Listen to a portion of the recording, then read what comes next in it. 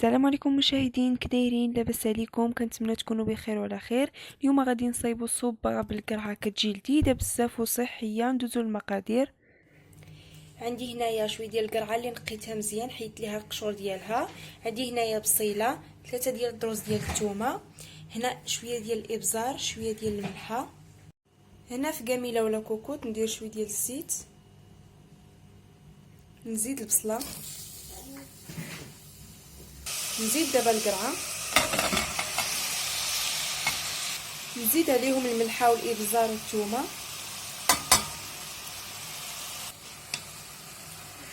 صافي نخلطوهم ونخليهم يتقلاو. غادي نزيدو الماء على حسب القوام اللي كيعجبكم، واش خفيفه ولا ثقيله. صافي دابا نسد عليها ونخليوها طيب. من بعد ما طابت غندوزو نطحنوها. الشكل النهائي ديال الصوبه الصحيه كتجي لذيذه بزاف، كنتمنى تجربوها. الى الفيديو القادم ان شاء الله.